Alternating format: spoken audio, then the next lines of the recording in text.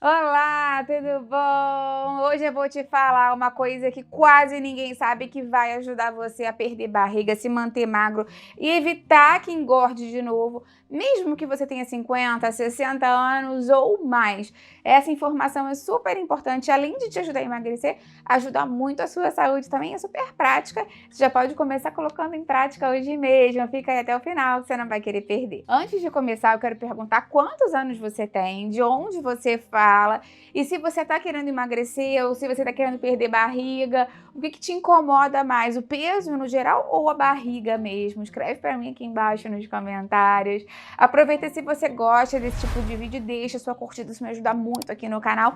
E se você conhece alguém com mais de 50, 60 anos que tá querendo emagrecer de forma saudável, compartilha esse vídeo. Vamos juntos ampliar essa corrente do bem, que é isso que eu quero aqui com o canal. Uma coisa que muitas pessoas não sabem, que ajuda muito no processo de emagrecimento, mas principalmente de perder barriga, é essa gordura aqui da região visceral, central, dessa região abdominal do nosso corpo, é conseguir controlar os picos de glicose, ou seja, conseguir controlar o açúcar do sangue. Isso não tem nada a ver com quem vive com diabetes. Claro que para quem vive com diabetes isso é fundamental para manter a saúde, mas para quem não tem diabetes isso já ajuda bastante, não só para a saúde, né, claro, mas também para evitar o acúmulo de gordura nessa região aqui e favorecer todo o processo de emagrecimento. Quando a gente come um alimento que vai dar um pico de açúcar no sangue, que tem um índice glicêmico alto, uma velocidade de absorção muito rápida, ele vai fazer com que a gente tenha justamente esse acúmulo de gordura, de açúcar no sangue muito rápido.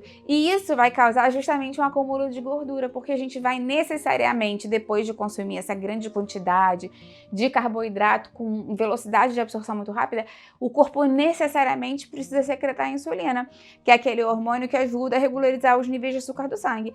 O excesso de açúcar do sangue é tóxico para o nosso cérebro e para outros órgãos do nosso corpo. Então, o cérebro fala assim, vamos guardar isso logo, esse açúcar não pode ficar aqui na corrente sanguínea. E aí, o que ele faz? Ele vai guardar na célula de gordura.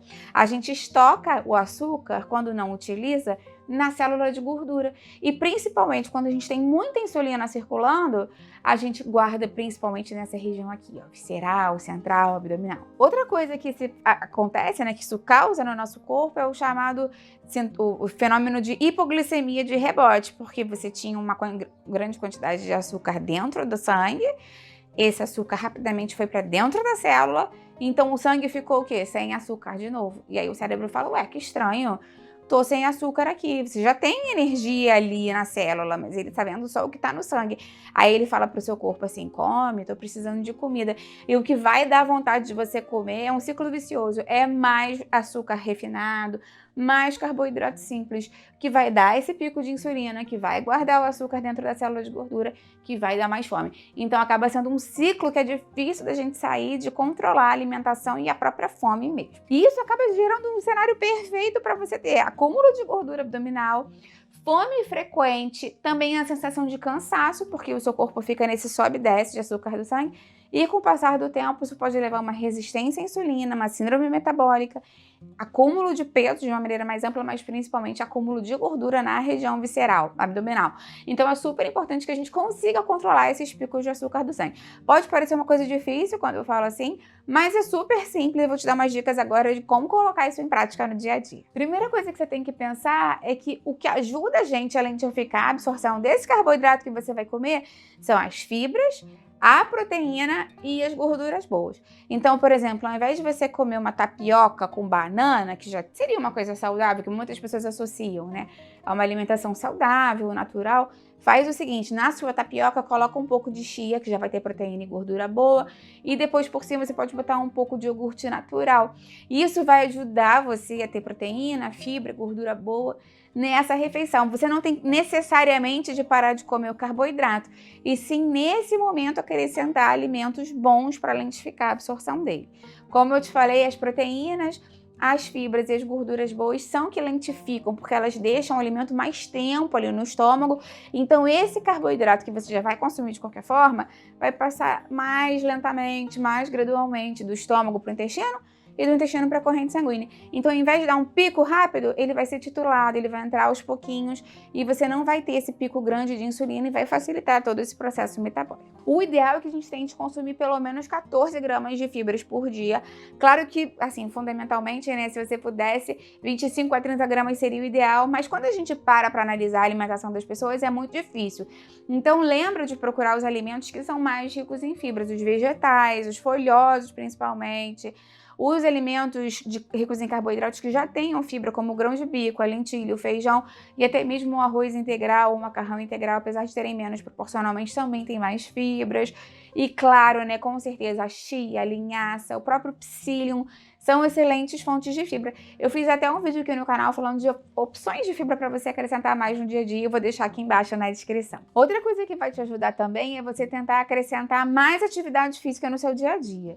Se você puder fazer exercício físico, vai ser fantástico, até porque ele vai conseguir mediar mais o gasto dessa glicose, sem necessariamente a insulina entrar em ação. Porque lembra que eu te falei no começo que esse excesso de açúcar no sangue, de glicose no sangue, quando a gente não usa, vai ser guardado em forma de gordura?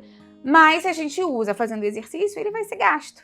Então, a gente fica meio que no 0 a 0, ou pelo menos consegue sensibilizar mais essas células, facilitar o controle do açúcar do sangue. Então, se manter ativo é super importante. Tenta acrescentar uma caminhada, subir mais escadas, né? Não ficar sentado o dia inteiro, muito sedentário, isso vai te ajudar bastante. Lembra que se você quiser ainda mais controlar os níveis de açúcar do sangue, diminuir a quantidade de carboidrato que você consome pode ser uma boa opção.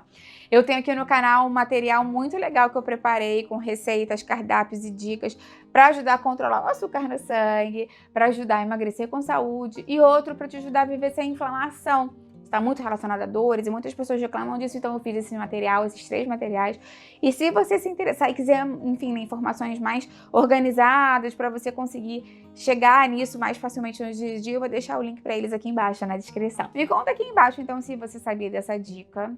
Quando que você vai começar a colocar isso em prática? Porque eu sei que você vai.